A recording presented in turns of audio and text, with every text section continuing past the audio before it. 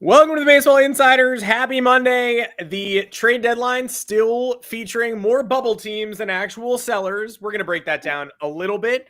Plus, is there a new MVP favorite in the American League?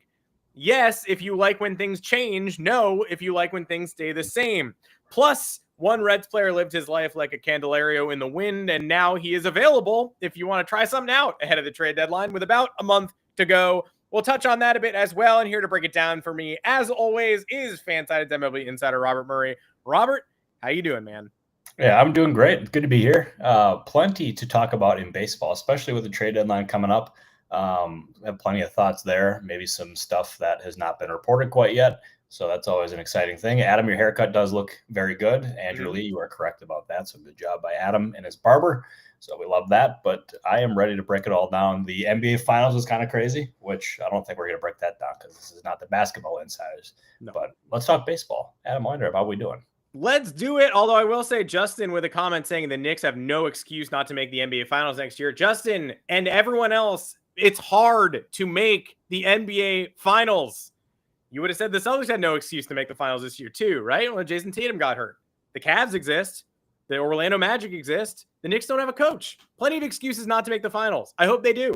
I hope they win the title, but extremely hard. That's why I got angry. It is the Basketball Insider. Sorry. And everybody, hey, did you hear this really original thought today, by the way? Wow, the Thunder won one. Is this the start of the next dynasty? Congrats on that original take. Guess what? Really, really hard to win one NBA title. Even harder to start a dynasty. They're extremely well positioned to do it. But if I have to hear another really boilerplate spat out take that's like, they have a lot of draft picks and their players are young. Yeah, young people tear their Achilles now. Tyrese Halliburton did it last night. It's extremely difficult. Can we pause on the one championship before we start talking about how it's a disappointment if they don't win four, right? Can we just, anyway. Yeah, I didn't realize the can of worms I was opening by saying the Basketball. The wormiest, the slimiest worms of all time. I get so tired when I see the same takes regurgitated over and over again. I really hope the Knicks make the finals and win it, but it's extremely hard. They've never done it. They've never won the finals in my lifetime. It's very difficult. So let's see what happens a full year from now. Let's talk about the near term instead, where you can join us in the Baseball Insiders Discord. If you have more questions, hit that join button below the video. Subscribe if you have not. Then join us in either the Rumor Mill tier or the All-Star tier. All-Stars get priority responses in this chat, which you're going to want when it comes time for the trade deadline and you want to get your questions in. You're also going to want to join us every Thursday at 3 o'clock Eastern for a private Q&A with Robert Murray in the Rumor Mill. Subscribe to the Moonshot as well. That's our weekly baseball email newsletter where the Fansided MLB team, including Robert, break down all the biggest stories of the big leagues with humor, insight, behind-the-scenes info. You can also get all that and more on fansided.com/baseball-insiders for the Baseball Insiders feed. Robert's content, rumors, and notes. My weird stuff, the best from the Fansided MLB staff writer team. And Eric Cole's prospect columns ahead of the prospect show every Tuesday. We'll be here at noon Eastern tomorrow with that podcast as well. I went to Fanatics Fest last week over the weekend, put up a little piece on that. I said in the Discord I would show my Fanatics Fest haul. Guess what? Too overwhelming at Fanatics Fest. My haul was a great Mitchell and Ness hat and a great Mitchell and Ness sweatshirt. But if I just didn't share it because, like, did I go crazy? No, it was overwhelming. I couldn't breathe. There were random influencers at every turn. I was live on TikTok. You know who else was? 384 people. Everybody was live. Everybody's a creator. So no, I didn't buy all that much, but it was a great time. Everybody should go. And now here's the time when we talk about stuff that is not that. You want to talk about a number of sellers. Plenty of sellers on the floor of Fanatics Fest dropping great deals on sports cards of all kinds.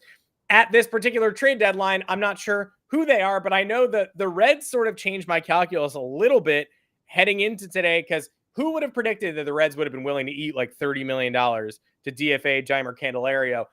Certainly not me until just before this show. They activated him from a rehab assignment and then got the boot. He's been brutal since signing that big money deal in Cincinnati. But if you're a team like the Yankees and you have a power vacuum at third base and you now have a free shot at a guy who was a pretty coveted free agent last offseason, you might want to take a shot there to see what you really need ahead of the trade deadline while you're hoping that Eugenio Suarez becomes available.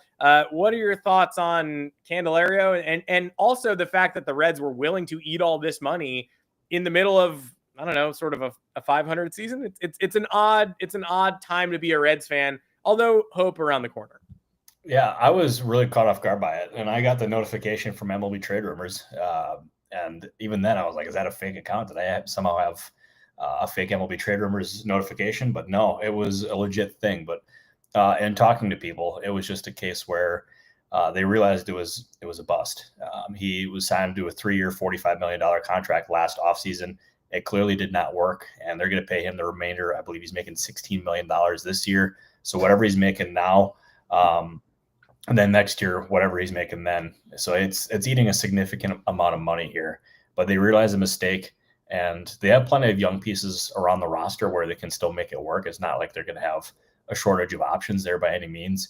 But they recognized that it didn't work and moved on. And as far as what is next for him, I can imagine there being a fair amount of interest, considering he did hit 20 home runs last year. He had a low average, I believe, a low OBP as well. So like he's not a perfect player by any means. He's flawed, but he's got power. And if a team signs him, he will be there for the veterans minimum. And a player like that, that's a worthy flyer in my opinion. So I would watch for him to latch on with a team trying to rebuild his value on a major league minimum, and we'll see what happens from there. But this is not the last we're going to hear from Candelario. But as far as the Red tenure goes, like it's over with now. And the Yankees, of course, play the Reds. So if you're looking to experiment, now would be an interesting time. He could just switch clubhouses. And if he's at AAA Louisville, that's not too far either. So, hey, let's see how it plays out. Not the last we hear from him. He will get a chance. Someone will toss a flyer out at Candelario. Totally. And also, there's one thing I want to address. And Zach G, I want to say thank you for this. I broke the news that Richard Lovelady was signing with the New York Mets. I am very disappointed in myself for not uncovering the scoop, though, that he is changing his name or going by Dickie. So he's going by Dickie Lovelady. So I'm very upset with myself for not dropping that one. That is totally my bad. I should be a lot better than that for you guys. But I can confidently say, however, he will not be wearing number 69. I checked on that. He will not be wearing that. So that is a news that I could drop for today on the podcast. Players Weekend, though, you never know. Like you might want to change things up a little bit. Yeah, good for him. That's the best name in baseball now. I would agree, and I think if you're looking for a vibe shift in the Mets clubhouse, that's a pretty solid way to get it done. Didn't expect that to be on today's show either, but hey, we roll with the punches. That is what we do with the baseball on the Baseball Insiders, and his name specifically a place where you do not want to roll with the punches in either the Dickie or the Lovelady. The Mets not on the bubble, I would say, in terms of sellers, buyers, whatnot. The Mets firmly entrenched in the camp of a team that needs more and wants more. Here's the problem with a month ahead of the trade deadline, and it's, spoiler alert, going to be a problem until MLB changes. So, unless they take away some wild cards, we're going to be stuck here because the entire American League East, and yes, I'm including the Baltimore Orioles, is kind of involved in at least the wild card race. The Orioles, I believe, are 6.5 out after this weekend. It's not where you want to be. It's behind a cluster of teams like the Angels and Rangers, but nobody's out. Nobody's out in the NL either. And the only teams that are pretty much eliminated from the chase are the teams that are the most devoid of talent. The Pirates have some solid rentals to sell. The Rockies, I don't know. I don't. I'm just sitting here. The trade deadline is going to be determined by teams that are stuck on the bubble. And there was a great column this week that sort of laid out, the players in the middle who could potentially Marcell Ozuna, Ryan O'Hearn, obviously all of the Diamondbacks. A lot depends on who gets off that bubble and who decides to take advantage of what could be a huge seller's market. So in your estimation, which bubble teams who are kind of stuck in between do you think would benefit the most from being trade deadline sellers? And who are some of the names involved there as well? Yeah, so let's start off with the teams that are going to be obvious sellers. And I would put the Orioles as this one, even though I don't think they've officially declared that they're going to be selling, but they're in last place in that division. They're in the American League East, and they should absolutely be selling to me, because they have Ryan O'Hearn, who is a very strong rental option. And he, at this point now with Rafael Devers in the National League, I would look for O'Hearn to end up getting the nod as the DH in the American League, which will be huge for him going into free agency. And I could see, if everything goes right and if he continues to perform at this rate, he's probably looking at a multi-year deal for about $45 million. So not for $45 million, but for $15 million a year. So I'm thinking my estimation is probably about 3 years for $45 million in the offseason, maybe more, who knows. But I think that would make plenty of sense. But he'd be a really strong rental candidate for a contending team here. Obviously, go the White Sox. They're going to be selling, although I don't know how much they really have to sell, considering their current roster construction there. The Twins, to me, would really benefit from selling. Even like they had that really strong stretch there, and yet they've come back down to earth. And Pablo Lopez was the guy that I think a lot of teams were eyeing, and I don't necessarily know the status of his health there. So that is one to watch over the next month or so as we get closer to the deadline. The A's are obviously a candidate to sell, a very strong candidate at that. I feel like at 32-48, they're probably going to be in a very strong position there to sell. The team that is always intriguing, and we have plenty of fans of theirs in the Discord and in the comments section as well, is the Los Angeles Angels. I don't know what the Angels are going to do. And if you look at them right now, they're 37-40. We don't know who their manager is going to be tomorrow or even a week from now, a month from now, because the status of Rod Washington, we don't know, considering his health issues there. And we wish him the best on the Baseball Insiders here. But with Artie Moreno, you never know with the Angels. And they're close enough to contending now where you could make the case where Artie could be convinced that they're a piece or two away. And we saw that when they ended up getting Giolito and others. What was it? Giolito, Ronaldo Lopez, and from the White Sox a couple years ago. Then put him on waivers 2 weeks later when they fell off. So hopefully he learned his lesson there, because to me they're an obvious sell candidate, and you can look at a bunch of different options there in the outfield. Like I think Joe Adell's a really intriguing option there as well. There's plenty of guys there. Tyler Anderson as well, who was mentioned a lot last year. So they have pieces to sell. And if I'm the Angels, I absolutely would sell, because I think they just got to be realistic about where they're at. Hopefully you don't mind me just ranting here, Adam.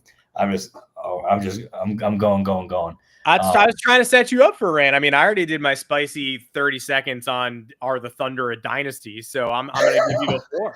No, you're doing great. I appreciate you teeing it up for me. And what you said before when you teed me up, that the Pirates had a lot of really good rental candidates. That's spot on. And Isaiah Kiner-Falefa was already getting mentioned in some trade rumors. Andrew Heaney. I don't know what's going to happen with Tommy Pham, but I honestly cannot imagine that someone is going to be eager to trade for him. In my opinion, he's probably a DFA candidate, and we'll just go from there.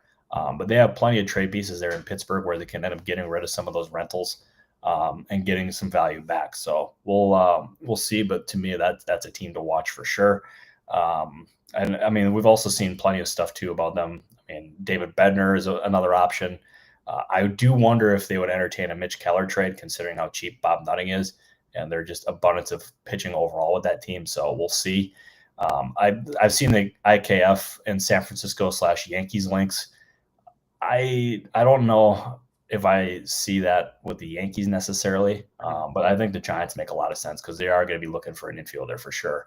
Honestly, RG, I see what you're saying about Tommy Pham here, and I can confidently say that the Pirates and a lot of other teams that Tommy Pham has been on, they absolutely love what Pham provides in the locker room. He's an example for young players. He is someone who gets there early. He works his ass off. His numbers obviously are not what anyone really wants, but he is extremely valuable in that clubhouse. So I know the Jock Peterson incident is a lot of people use that against Tommy Pham. I get it. But the respect that he has from the Pirates, from the Padres, from just a lot of other teams around the league, he is incredibly respected. So I would keep that in the back of your mind there as well. And I'm going to try to change the public opinion about Pham one day at a time. And let's see. One controversial seller I do have is the Colorado Rockies. They're definitely going to be selling. Yeah, who saw that coming? And then. The last one that I would dive into here is the Arizona Diamondbacks, and they are the team that can single-handedly change the deadline. Is right now their stance is that they want to buy and that they're looking around. They have been poking around with some bullpen pieces from what I've understood, but if they do try to sell, they have Josh Naylor, they have Suarez, they have Zach Gallen, they have Merrill Kelly, maybe. They have so many different pieces. And he's someone, or that is a team that if they decide to sell, there's going to be a lot of teams calling them. They have already gotten calls there in Arizona, but we're not at the point where they're ready to sell. And at this point, they're signaling buy, but with a month to go, that could very easily change.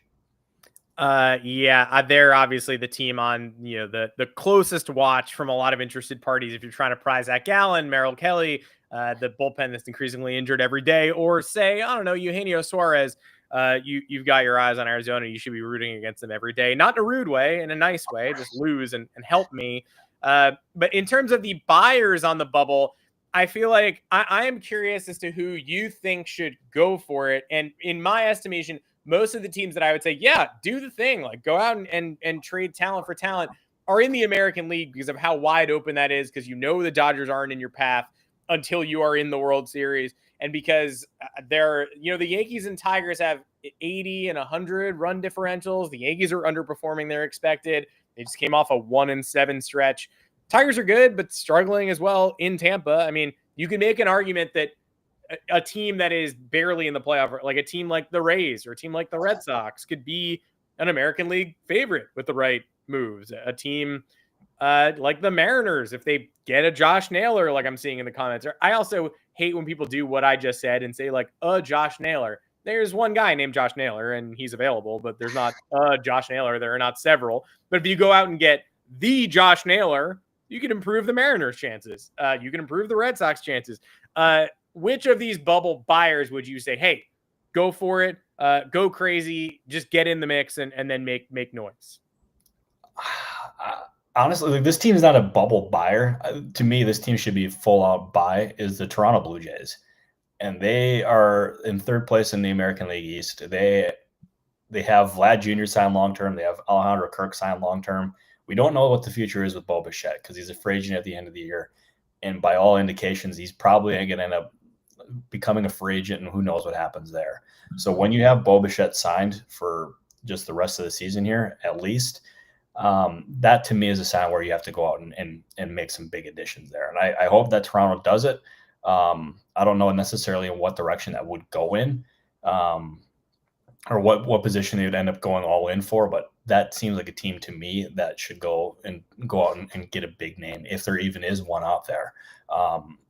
The Cubs can be that team, and they reportedly checked in on Rafael Devers. So if that's the case, that would seem to indicate that they have money to spend, and I would absolutely look at them in the starting pitching market, because that is every time I've checked on the Cubs, it's been pitching, and more pitching. So that is I'm not listing off fringe buyers here by any means. So this is obvious buyers.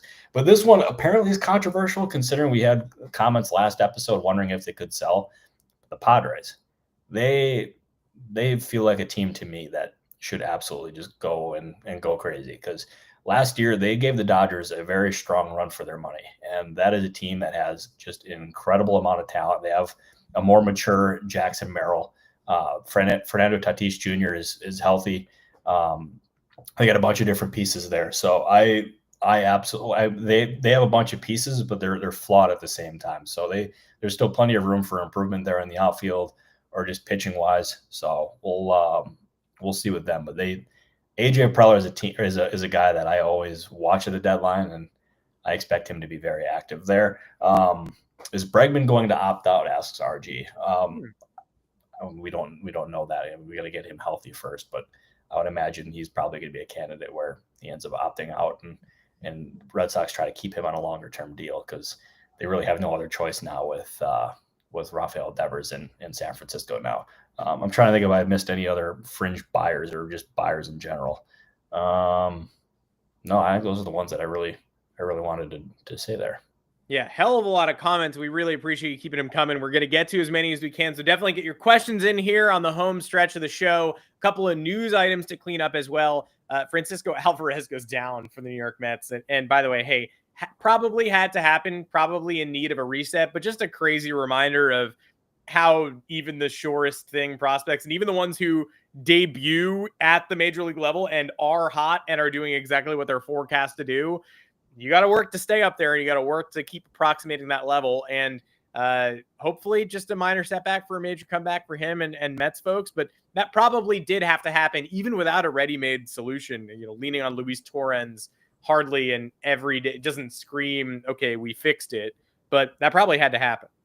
Yeah, I'm going to be totally honest. I was reading the comment. I didn't even hear what you ended up saying. So I apologize for that, I Adam. said the Thunder are not a dynasty. No, I'm talking about demoting Francisco Alvarez, just like it probably did have to happen, right? Yeah, no, that totally did have to happen. I'm so sorry about that. Yeah, I was reading the comment there. And it was with the Mets, this had to happen because he was struggling and they need to get him right before the postseason begins because he is going to be a vital part of that organization. They're not giving up on him by any means.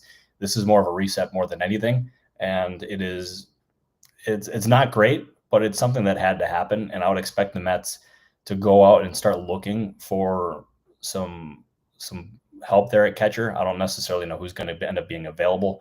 I believe, was Gary Sanchez signed by the Brewers when David Stearns was there? Yeah, I think so. He was also a Met for like 3 seconds, and he's now the Orioles starting catcher because Jazz Chisholm ripped Maverick Handley's arm off on a slide yesterday. So the Orioles have 0 catchers, and James McCann is a Diamondback. It's tough. Yeah, no, it's very tough. There's very limited options, and trading for catching help is always a really difficult thing to do at the deadline. So I don't think there would be a groundbreaking name by any means. But I think that's something they have to explore. But that job is going to be Alvarez's by the time the season ends because he's too good and too talented and has done too much for that organization to really give up on him at this point. Well, there's 2 teams that don't need catching help, and one of them is the Seattle Mariners. I don't know if Cal Raleigh is the MVP or if he's the best number 2. He feels to me right now like a stronger number 2 candidate, or at least a number 2 MVP candidate who has a higher chance of capturing the MVP than Bobby Witt Jr. did last year. Flaming hot take. And the Mariners sort of underwhelming too on the whole, which depresses his candidacy. But 31 home runs is no joke. Fastest to 30 in just 75 games since Bonds and Luis Gonzalez in 2001, bringing back memories of Brady Anderson in terms of just how random this explosive spurt is. But that said, there's been a little Shohei Ohtani fatigue in the MVP race the last couple of years. There's going to be a little Aaron Judge fatigue as he goes for his 3rd. And as he's no longer threatening 400, right? He's hitting 368. What a loser. But Cal Raleigh putting up the gaudy numbers there, it's going to turn some heads. It depends on if people are going to vote based on who was the best player in baseball this year, probably Aaron Judge, or who is a more interesting person to give the MVP to. The catcher who might hit 60 homers qualifies. So I wonder your thoughts here. You're dead on about that. The season that he's produced, and especially that series against the Cubs, that was incredible. And he is absolutely worthy of MVP consideration in the American League. To me, he is the clear front runner behind Aaron Judge. So that puts him in the number 2 spot. But if Judge ends up missing time or just struggles or anything like that, the case for Raleigh is going to really grow. And it ends up coming back down to the point where earlier this year, or before the season started, he signed a $100+ million extension with the Mariners. And at the time, I did have people be like, yeah, well, I wouldn't have signed that if I was him, because if he ends up performing really well, then he can end up getting a really big contract in free agency. And if he remained unsigned and did not do that long-term deal, we're talking about probably the biggest deal for a catcher in baseball history. And it's a real value there by the Mariners. Not often you can say that for a contract over $100 million, but props to the Mariners for getting ahead of it. Props to them for spending on offense, because we've really gotten after them in previous months and years for not spending. But that was a great move. They're being rewarded for it now. And in the case for Raleigh, actually being in the MVP race in the American League is very, very strong. It's very real. I'm excited. Who isn't? But I got to say, I think Raleigh has a better chance of winning the MVP than Gunnar Henderson this year, as I'm seeing in the comments. I'm a little bit confused by that take, but someday it will happen for Gunnar Henderson. I don't know. The Orioles cannot be in last place and Gunnar Henderson winning the MVP. That's not going to happen. So if they crawl out of there, maybe, but as of now, I don't think so, but I appreciate your spirit and your hustle.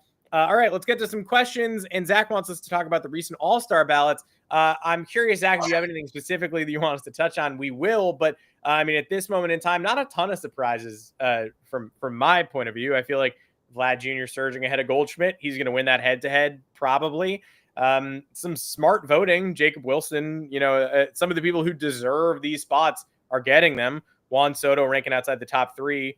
Very funny. But yeah, curious your thoughts on the updated All-Star balloting and maybe anyone you see you're worried about getting snubbed. Our boy, the Rays, Jonathan Aranda is going to get taken care of at first base, by the way. He's not getting snubbed. He's not getting left off. But I don't see anything egregious so far.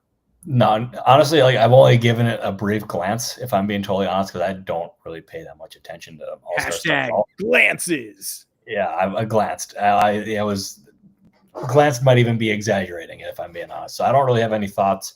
But yeah, no, All-Star voting is a big popularity contest. So I'm not really that worried about it overall. Shout out to Ryan O'Hearn, though, who sneaks in because of the Devers trade, and he thanked Craig Breslow. And we can only hope, Yankee fans can only hope that thanks to Craig Breslow, it becomes as much of a rallying cry as the do damage Brian Cashman stuff. It would be nice if the Red Sox felt that karmic blast just a little bit. The Yankees usually step on their own shoelaces instead. All right. Any further questions other than Christian Vasquez being a body that can play catcher? That is true. He is technically a human being with a body.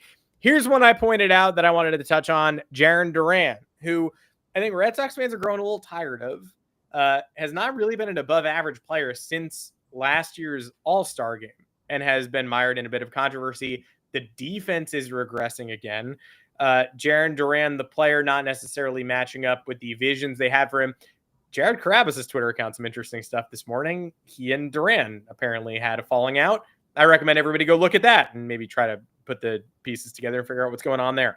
Odds Duran is dealt at this deadline. To me, feeling likelier by the day, especially knowing the Red Sox are willing to do something a little out of left field. Curious your thoughts. I think that's an accurate read. I saw the stuff with Carrabis today with him and Duran, and I don't know what all went on there, but that is something that definitely caught my attention, and I'm not surprised considering some of the stuff I've heard. But overall, I would not be surprised if he's moved. I do expect the Red Sox to move an outfielder at some point, whether it's Duran. I don't know about Abreu. I do think James Tibbs III is a really interesting trade candidate for them. I think that is a name that could be moved. They have an abundance of outfielders just in the organization in general, and Breslow even made it clear, like when they ended up trading Devers, like the package that they got in return was they gave them more trade assets, and I thought that was a really interesting part of it. And I'm wondering if that could mean Tibbs could be on the move again for the second time in a month. That's what it feels like to me. And I thought that from the moment the package was consummated. The rest of it makes more sense than Tibbs. You can tinker with Harrison. You can believe in the package. Jordan Hicks, we sort of a known quantity at this point that might be upgradable. Tibbs, they passed on him last summer. Did their evaluation really change, or do they feel like they have a trade chip? Apparently, they really liked him coming out of the draft, is what I've heard. So that's something to watch there. Maybe that helps them keep him. But yeah, I'm wondering if they have something else up their sleeve. Let's go to Jacob Hartline as well. What the heck are the Braves going to do? We try to field Braves questions on this podcast, but often the response is, man, the Braves are the tightest-lipped org. We do not know. So using this as a trade deadline warning, Braves rumors like with substance are easier for us to address than like, what are they going to do? Because, man, you just never know. But any early feelers on the Braves' direction? Alex Anthopoulos said that, sort of sarcastically, I got to pull off a trade soon so people don't think we're sellers. I don't know, interesting mindset to be approaching the trade deadline 1 month out with, but your current thoughts on the Braves status? No, and he's done it before where he's jumped the market and gone out and gotten some names. And he did it a few years ago with outfielders. Was it the year that they won the World Series? But they ended up, they ended up making a move super early, but way before the deadline. They got some help, and may have been after they won the World Series, and I don't think it worked out, and they maybe shipped the guy. I can't remember exactly what it was, but it would not be out of the ordinary for Anthopoulos to go out and get a name this early on, and his comments were very interesting, and he's usually very forthcoming whenever he does talk. So if he says that, then I would not be surprised if he's actually trying to go out and make a trade. But he has made it clear that they still want, they still want to buy, that they're not going to ship Chris Sale. He's not going anywhere. And I mean, even if they did, a rib injury that he's got now makes that infinitely more difficult. So I expect them to buy, at least as of this point. but odds are we'll probably find out about the trade if they do make a trade at the same time, because this is the time of year where I put on the Twitter notifications for the Braves Twitter account. So yeah, that's what I've got on the Braves. Yeah, surprise press release season. We appreciate the questions. Thank you, everybody, for weighing in. You can join us again on Wednesday afternoon at 3:30 Eastern for more podcasts, more Baseball Insiders, more rumors to address. Obviously, more, will more sellers emerge? No, the standings will be just as gummed up on Wednesday as they are right now. But we appreciate you bringing us your questions. We'll answer as many as we can. Join us on the Prospect Show tomorrow at noon to talk futures game roster projections. Then the main feed podcast again at 1 o'clock Eastern. I believe I misspoke, but then the second time I didn't. On Wednesday, 3 o'clock for Robert's Q&A in the Discord. So you should become a member there. You should join us and subscribe to the Moonshot. Read that and more at fansided.com/baseball-insiders. Robert, anything else on the notebook before we sign off? Nope.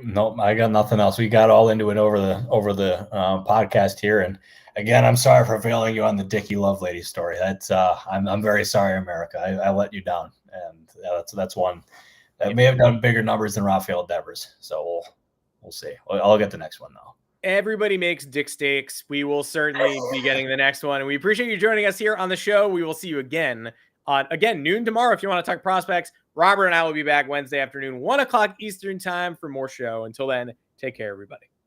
Thank you, everybody.